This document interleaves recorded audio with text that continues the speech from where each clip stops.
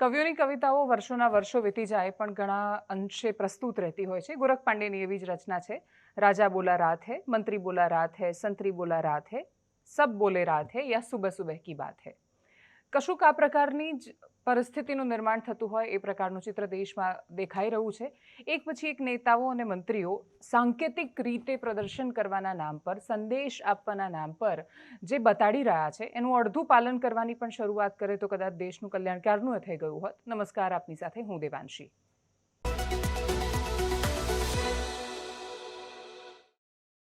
દેશમાં આ વખતે બહુ ઉલટી સ્થિતિનું નિર્માણ હતું. સરકાર પેટ્રોલ ડીઝલના ભાવ વધારે એની પહેલાં લોકો રાહ જોઈને બેઠા હતા કે આજે નહીં તો કાલે પેટ્રોલ ડીઝલના ભાવ વધવાના છે. લોકોને તો એવું લાગતું હતું કે આ વખતે સરકાર 10 રૂપિયા તો ભાવ વધારી જ દેવાની છે અને એટલે જ આ જે પેલો જોરથી ઝટકો ધીરે ધીરે સરકારે આપ્યો એમાં 3 રૂપિયાનો ભાવ વધારો લોકોને ભાવ વધારો એ નથી લાગ્યો, મહેસૂસ પણ નથી થયો, કેમ કે સરકારે અપેક્ષા જ એ સ્તર પર વધારી દીધી હતી લોકોની. બધાને ખબર હતી ચૂંટણીઓ પૂરી થઈ છે, મુખ્યમંત્રીઓના શપથ પૂરા થશે અને તરત જ મોંઘવારીનો માર આવશે. સરકારે પેટ્રોલ ડીઝલના ભાવ નિયંત્રણમાં રાખવાનું એક એમની અગ્નિ પરીક્ષામાંથી પસાર થવા જેવો આ સમય એટલે પસાર કર્યો કેમ કે માથા પર ચૂંટણીનું સંકટ હતું અને પોલિટિકલ પ્રેશરમાં સરકારો એવા નિર્ણયો નથી લઈ શકતી જે દેશની જરૂરિયાત હોય. સ્ટ્રેટ ઓફ હોર્મુઝ કેટલાય સમયથી ડિસ્ટર્બ છે. ઈરાન અમેરિકા વચ્ચે યુદ્ધ ચાલી રહ્યું છે. ઓઇલના સપ્લાય પર અસર પડી છે. આખી દુનિયા એનાથી પ્રભાવિત છે. દુનિયા જ્યારે પ્રભાવિત થઈ રહી હતી ત્યારે આપણે પોતાને વિશ્વગુરુ કહેતા કહેતા એક અલગ જ ભ્રમણા વિશ્વમાં રહીને એ વાતનો સ્વીકાર નહોતા કરી રહ્યા કે જેમ દુનિયાના બાકી દેશો પર અસર થાય છે એમ ભારત પર પણ એની અસર થઈ છે. આપણે રાહ જોઈ રહ્યા હતા. આપણે રાહ જોઈ શક્યા એના બહુ જ મોટા કારણમાંથી સૌથી મહત્વનું કારણ એ છે કે આખી દુનિયામાં જ્યારે પેટ્રોલ અને ડીઝલના ભાવ, ફ્યુઅલના ભાવ અતિશય ઓછા ગયા, ક્રૂડના ભાવ $40 આજુબાજુ 2020 પછી આવ્યા, ત્યારે આખી દુનિયામાં સામાન્ય નાગરિકોએ જે ભાવે પેટ્રોલ ડીઝલ ખરીદવું પડતું હતું એના કરતાં ભારતના લોકોએ એટલા માટે વધારે ચૂકવવા પડતા હતા કેમ કે ક્રૂડના ભાવ ઘટ્યા તો સરકારે એક્સાઇઝ ડ્યુટી વધારી દીધી. સરકારે ડ્યુટી વધારી તો નાગરિકો પર એનો ભાર આવ્યો અને ભાવ એના એ રહ્યા. એટલે જે સમયે 60 રૂપિયે લીટર પેટ્રોલ કે ડીઝલ મળવું જોઈએ એ વખતે પણ ભારતીયોએ તો 80 થી 90 રૂપિયા ચૂકવ્યા જ હતા. એ વખતે જે સરપ્લસ દેશના સરકારના ખાતામાં ભેગું થતું ગયું અને કદાચ એ સંકટના સમયે કામ પણ આવ્યું. સરકાર જ્યારે આ રીતે વસૂલી રહી હતી ત્યારે કદાચ એમને કલ્પના નહોતી કે આ રીતે જ નિયંત્રણ રાખવાનો વારો આવશે, પણ એ સ્થિતિ આવી. સરકારે બહુ જ સારી રીતે આટલા સમયગાળામાં નિયંત્રણ રાખ્યું. પણ જે વખતે દરેક વખતે અમે કહ્યું એ જ સાચું અથવા અમે જે નેરેટિવ સેટ કરીએ એ જ દેશહિત અને એની સામે જો કોઈ થોડી પણ અસહમતિ વ્યક્ત કરે છે તો મતલબ એ વ્યક્તિ ગમે તે હોઈ શકે પણ એ દેશદ્રોહી તો છે જ. એ પ્રકારનું માનસ જે ફિટ કરવાનો પ્રયત્ન થયો એનું બહુ જ મોટું ઉદાહરણ અને હવે તો સાવ પ્રસ્તુત છે એવું ઉદાહરણ માર્ચ મહિનાની શરૂઆતમાં, માર્ચ 2026માં પડોશી દેશ પાકિસ્તાનમાં શહેબાઝ શરીફે જ્યારે જાહેરાત કરી કે વર્ક ફ્રોમ હોમ કરીશું, ક્રૂડના વપરાશ પર, ઓઇલના વપરાશ પર આપણે નિયંત્રણ લાવવું પડશે, આપણે ફ્યુઅલનો વપરાશ ધીરે ધીરે ઘટાડવો જોઈએ. આજે જે ભારતમાં જાહેરાત થઈ રહી છે એ પ્રકારે શરૂઆત જ્યારે ત્યાં માર્ચ મહિનામાં પાકિસ્તાનમાં થઈ ત્યારે આપણને બધાને લાગતું હતું કે જો પાકિસ્તાનની તો સ્થિતિ કેટલી ખરાબ છે, થોડી જ વારમાં આ લોકો કઈ સ્થિતિમાં આવીને પડ્યા. આજે આપણે મે મહિનામાં ફરી એકવાર એની જ વાતો કરી રહ્યા છીએ. ખુશ એ વાત પર થવાનું કે આપણે ત્યાં ચૂંટણી હતી અને એટલે જ 2 મહિના સુધી આ ભાવ અને આ પરિસ્થિતિ નિયંત્રણમાં રહ્યા. ચૂંટણી ના હોત તો શું આપણે 2 મહિના પ્રતીક્ષા કરી હોત? સરકાર આ વાતનો જવાબ આપે એનાથી વિશેષ નાગરિકોને ખબર છે. લોકો આ વખતે રાહ જોઈને બેઠા હતા અને એમણે જે રાહ જોઈ એના કરતાં તો સરકારે ઓછો જ ભાવ વધાર્યો છે. એટલે 3 રૂપિયાનો ભાવ વધારો લોકોને કેટલો સ્પર્શ્યો છે કે કેમ એ ખબર નથી. ગુજરાતમાંથી ડેપ્યુટી સીએમ હર્ષ સંઘવીએ આ વિષય પર પ્રતિક્રિયા આપી છે. દેશમાંથી પણ નિવેદનો આવ્યા છે, કરીએ એના પર નજર. राज्य के गांधीनगर अहमदाबाद के बाहर से किसी भी व्यक्ति को गांधीनगर तक बैठकों में ना बुलाया जाए उसके लिए खास दबाव रखा गया है और साथ साथ जो बैठक वर्चुअल हो पाए ऐसी सभी बैठकों को वर्चुअल करने के लिए भी निर्देश दिए गए। उसी के साथ कार्यक्रम जो है उसमें खास तौर पे जो बैठकें फिजिकल, कई बैठकें ऐसी होती है कि जिसको वर्चुअल ना किया जाए, लेकिन जो लोग बाहर के शहर से या दूर दराज से आते हैं उन पे टोटली रोक लगाई गई है कि उन्हें यहाँ वहाँ भागने की ज़रूरत नहीं है। लेकिन मैं खास तौर पे मेरे राज्य के सभी नागरिकों का आज आभार मानना चाहता हूँ। जिस प्रकार से मास ट्रांसपोर्टेशन का उपयोग में आप सब लोग सपोर्ट कर रहे हो, हर शहरों को, हर इकाइयों को एवं राज्य के स्तर पे मास ट्रांसपोर्टेशन में सभी के लिए और बड़ी व्यवस्थाएं करने के लिए सरकार ने सभी विभागों को सूचना दी गई है। साथ साथ सरकार ने सरकारी अधिकारियों को भी कार पुलिंग के लिए दबाव डाला है। अहमदाबाद से बहुत बड़ी संख्या में लोग जब गांधीनगर आते हैं तो कार पुलिंग, कार शेयरिंग का कंसेप्ट हम सब लोग आगे बढ़ाए, उसके लिए भी प्रयास किया है। स्वाभाविक है कि भारत के लोगों को ज़्यादा तकलीफ नहीं हो, उसको मद्देनजर रखते हुए प्रधानमंत्री जी ने बहुत कम रेट बढ़ाया। ज़्यादा बोझ सेंट्रल गवर्नमेंट ने लिया। 10 रुपये एक्साइज में पेट्रोल डीजल पे हमने घटाया है। फर्टिलाइजर पे भी कोई कीमतें नहीं बढ़ाई हैं। 3,000 रुपये के खर्च के सामने किसानों को आज भी वही पुराना रेट देना पड़ता है, 300 रुपये, यानी 90% प्रधानमंत्री नरेंद्र मोदी जी के आदेश अनुसार केंद्र सरकार ने बोझ अपने ऊपर उठाए।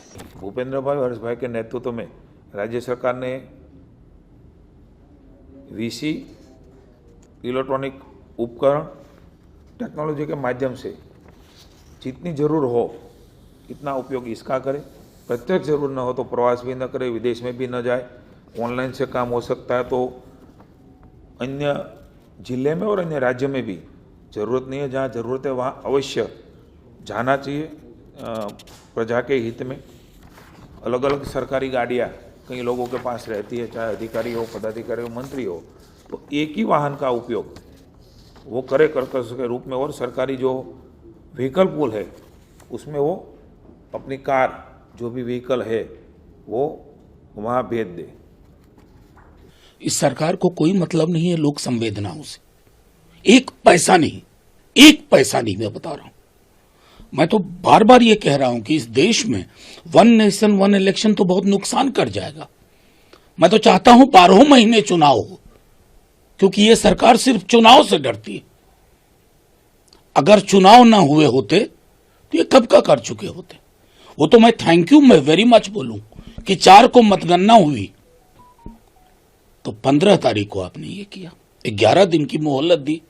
किसको धन्यवाद बोलना मैं नहीं जानता, प्रधानमंत्री जी को बोलना है या किसी और को, किसी विदेशी ताकत को। चिंता ये नहीं है, आप जैसे पूछ रहे हैं ना सवाल पेट्रोल डीजल, ये स्टैंड अलोन फेनोमेना नहीं है। इसका किन किन क्षेत्रों पे प्रभाव पड़ेगा, कितनी इन्फ्लेशनरी टेंडेंसी का जन्म होगा, चाहे कृषि हो, टर्शियरी हो, छोटे उद्यम हो, आप कल्पना नहीं कर सकते। પણ આ સ્થિતિઓની વચ્ચે વૈશ્વિક ધુરી બદલાઈ રહી છે। આ ધરી પર બે દેશો કે જે અત્યાર સુધી સામસામે રહ્યા હતા, જે તે સમયે પ્રેસિડેન્ટ નિક્સન પછી કોઈએ આટલી લાંબી મુલાકાત નહોતી કરી અમેરિકા તરફથી ચાઇનાની, આ સ્થિતિની વચ્ચે ખાસા વર્ષો પછી અમેરિકા અને ચીન એકસાથે એક મંચ પર દેખાયા છે। જો એમની મંત્રણાઓ સફળ થાય છે, જો એમની મુલાકાતો પરિણામમાં કન્વર્ટ થાય છે, તો પછી આવનારા સમયમાં ભારત માટે જે તકનું નિર્માણ થયું હતું, કેમ કે અમેરિકા ઈચ્છતું હતું, અમેરિકા ડી-ડોલરાઇઝેશનનો સામનો કરી રહ્યું છે। હવે વિશ્વ ડોલરની સામે કોઈ ને કોઈ રીતે દરેક દેશો પોતાની રીતે પ્રયત્ન કરીને ડોલરનું આધિપત્ય ઘટાડવાનો પ્રયત્ન કરી રહ્યા છે। ભારત ભલે બોલતું નથી, ભારત ભલે બ્રિક્સની કરન્સીને સમર્થન સીધી રીતે નથી આપતું, પણ ભારત સહિતના દરેક દેશો એવું ઈચ્છે છે કે ડોલરનું ગુંડારાજ ખતમ થવું જોઈએ દુનિયામાંથી। અમેરિકાની સૌથી મોટી તાકાત ડોલર છે અને એટલે જ અમેરિકાને કોઈ પણ સંજોગોમાં પરવડે એમ નથી। આ બધી સ્થિતિઓને જોતા લાગતું હતું કે હવે ફરી એકવાર વિશ્વ યુનિપોલરમાંથી બાયપોલર થવા જઈ રહ્યું છે અને કાં તો મલ્ટીપોલર થશે। અમેરિકા એવું ઈચ્છે કે બહુ જ બધા દેશોની પાસે શક્તિ રહે, ચીન એવું ઈચ્છે છે કે અમેરિકા અને ચીન એ બે દેશો સુપર પાવરની જેમ રહે। આ સ્થિતિમાં બહુ લાંબો સમય સુધી જે અમેરિકા અને રશિયા વચ્ચે સંઘર્ષો ચાલ્યા, અમેરિકા અને ચીન વચ્ચે ચાલતા સંઘર્ષોમાં આશ્ચર્યજનક રીતે બંને દેશના રાષ્ટ્રપતિનું ભેગું થવું એ ભારત માટે એક રીતે ચિંતાનો વિષય એટલો છે કેમ કે ચાઇના તરફથી નિરાશ થયા પછી ચાઇના અને અમેરિકા વચ્ચે શરૂ થયેલી ટ્રેડ વોરનો ફાયદો ભારતને મળી રહ્યો હતો। બહુ જ બધું મેન્યુફેક્ચરિંગ છે કે ભારતમાં શિફ્ટ થઈ રહ્યું હતું। ચાઇના સરખામણીએ ખૂબ સસ્તું આપે છે, ચાઇના સરખામણીએ ખૂબ અદ્ભુત રીતે પ્રોડક્શન કરીને આપે છે। એની તુલનામાં ભારતે ઘણું બધું ગ્રોથ કરવાનું, ઘણી બધી પોલિસીઝ બનાવવાનું, બહુ જ બધા વિષયોમાં આપણે શરૂઆત કરી રહ્યા છીએ। AI, સેમિકન્ડક્ટર જેવા ક્ષેત્રમાં અમેરિકા અને ચીનનું આધિપત્ય છે, ભારતની શરૂઆત છે। કાગળ પર કશું લખી દેવું અથવા ટ્વિટર પર મોટી જાહેરાતો કરવી એ અલગ વિષય છે। હકીકત એ છે કે આપણે શરૂઆત કરી દીધી છે। ધોલેરામાં આવનારા સમયમાં મેટ્રો સહિતના પ્રોજેક્ટ છે, શરૂ થવાના છે 2030 સુધીમાં। આપણે એને લાગુ પણ કરવાના છીએ, અમલીકરણ પણ કરવાના છીએ, પણ દુનિયાની સરખામણી આપણે મોડા છીએ. ભારત જ્યારે પોતાની સરખામણીએ જુએ છે ને એવું કહે છે કે 20-25 વર્ષ પહેલાં કશું નહોતું, આજે ધોલેરામાં આટલા સેમિકન્ડક્ટરના 5 પ્લાન્ટ કે ફેક્ટરી આવી ગઈ છે. પણ આપણા માટે આ શરૂઆત છે. દુનિયા એમાંથી બહુ જ આગળ નીકળી ગઈ છે, એ હકીકતને પણ સ્વીકારવી પડશે. અને એમાંય જ્યારે તમે એવું કહેતા હોવ કે તમે સ્પર્ધા ચાઇના સાથે કરી રહ્યા છો, તો ઉદાહરણ પછી જો પાકિસ્તાનનું જ આપવું હોય તો પછી આપણી પાસે વિકાસ કરવામાં કશું જ બાકી નથી. આપણે સ્વર્ગને બસ આંબવાનું કે અડવાનું જ બાકી રહ્યું છે. એટલે કોની સાથે સરખામણી થઈ રહી છે એ પણ બહુ જ મહત્વનું છે. એ સરખામણીની વચ્ચે અમેરિકા અને ચીનના થતા સારા સંબંધો એ દુનિયામાં શાંતિની સ્થિતિ બહુ બધા દ્રષ્ટિકોણથી લાવી શકે છે.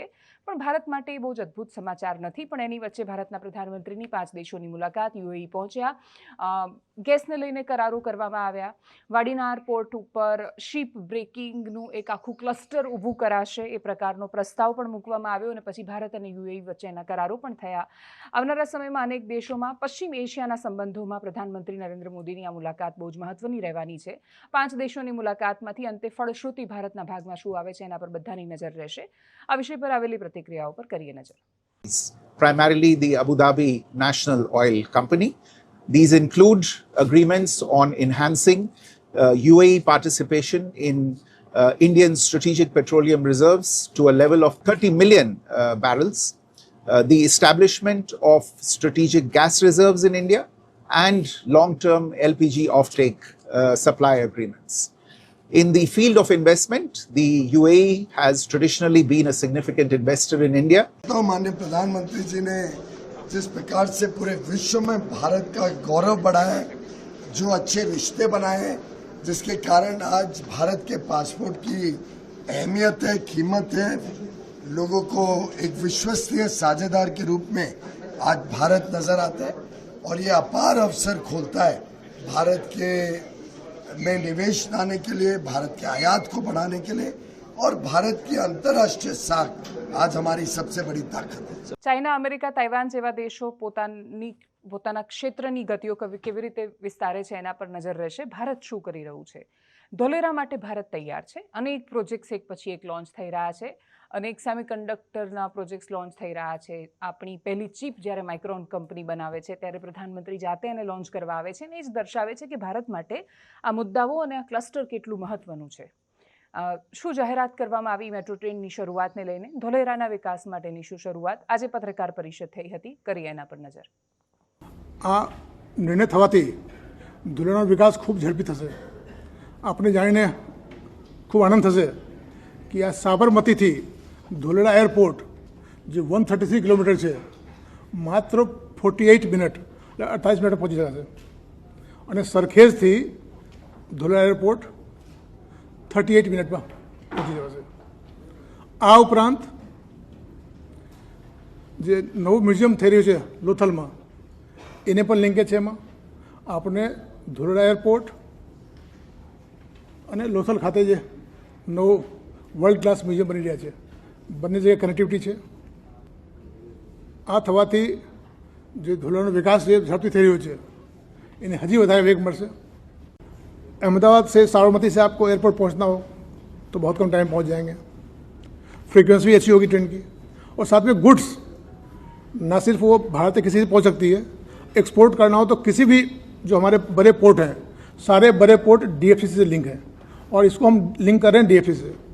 तो सी रूट से, लैंड रूट से और एयर से ये बिल्कुल धोलेरा कनेक्ट हो गया है बड़े अच्छे ढंग से. ऑलरेडी अभी हाल में ही माननीय प्रधानमंत्री ने एक्सप्रेस हाईवे का उद्घाटन किया है और बड़ी अच्छी रोड बन गई यहाँ पर. तो एयरपोर्ट भी बगल में तैयार हो गया है. तो यानी कि बहुत अच्छी कनेक्टिविटी, एयर हो, रोड हो, रेल हो, और सी पोर्ट से भी लिंक हो रही है. तो मैं कह सकता हूँ 360 डिग्री कनेक्टिविटी इसकी हो गई है, और धोलेरा का बहुत तेज़ विकास होगा, बहुत सारे जॉब क्रिएट होंगे, और गुजरात और देश का भी बहुत विकास होगा इसमें. नमस्कार. हाल में जो कैबिनेट की बैठक हुई उसमें Sarkhej Dholera semi high speed rail double line का सैंक्शन हुआ है. ये बताते हुए बड़ा हर्ष हो रहा है कि ये जो प्रोजेक्ट है धोलेरा सारखेज, ये वर्ल्ड का पहला semi high speed broad gauge network होगा. दूसरा कि ये पहला सेमी हाई स्पीड नेटवर्क ऐसा होगा जो कि कुछ एलिवेटेड में भी होंगे, कुछ कटिंग में भी होंगे और कुछ सरफेस में भी होंगे। जहाँ भी सेमी हाई स्पीड वर्ल्ड में नेटवर्क है वो या तो स्टैंडर्ड गेज का है या कुछ अपना उसका अलग गेज है, लेकिन ये एकमात्र ऐसा है जो कि ब्रॉड गेज का नेटवर्क होगा। ब्रॉड गेज का मतलब होता है 1.676 मीटर का विड्थ। દિલ્હીમાં બહુ બધા ક્ષેત્રમાં વર્ક ફ્રોમ હોમ લાગુ કરી દેવામાં આવ્યું છે। ગુજરાત જેવા રાજ્યમાં કેબિનેટની બેઠકમાં પણ આ વિષય પર ચર્ચા કરવામાં આવી છે।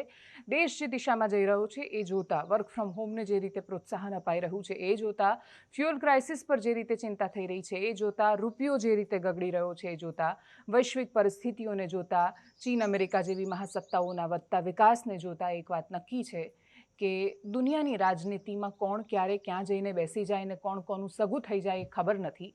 આપણા ઘરમાં, મારા અને તમારા જેવા સામાન્ય માણસોના ઘરમાં મોંઘવારીની અસર થવાની છે। એક સમયે જ્યારે દેશના नेताओ કહેતા કે દુનિયાના યુદ્ધોની અસર તમારી થાળી પર પડી રહી છે, ત્યારે વિપક્ષમાં રહેતા નેતાઓ એ વાતની હાંસી ઉડાવતા। આજે વિપક્ષમાં હતા એ નેતાઓ સત્તામાં બેઠા છે। આ વિપક્ષના નેતાઓ પણ હાંસી ઉડાવવાથી વિશેષ કશું કરશે કે કરી શકે એ એમની ક્ષમતાની બહારની વાત છે। એક વાત નક્કી છે કે તમારી ને મારી થાળી એટલે મોંઘી થવાની છે કેમ કે ટ્રાન્સપોર્ટ પર અસર થાય, યાતાયાત મોંઘું થાય, સ્વાભાવિક રીતે સામાન્ય માણસના જીવન પર એની સીધી અસર પડે છે અને એટલે જ ખટાખટ પરિણામો આવી ગયા છે ચૂંટણીના। ટકાટક મોંઘવારી માટે થઈ જાવ તૈયાર। એનાલિસિસમાં અત્યારે બસ આટલું। જો આપ અમને યુટ્યુબ પર જોઈ રહ્યા છો તો સબસ્ક્રાઇબ કરો, ફેસબુક પર જોઈ રહ્યા છો તો ફોલો કરો, વિડીયોને શેર કરો। નમસ્કાર।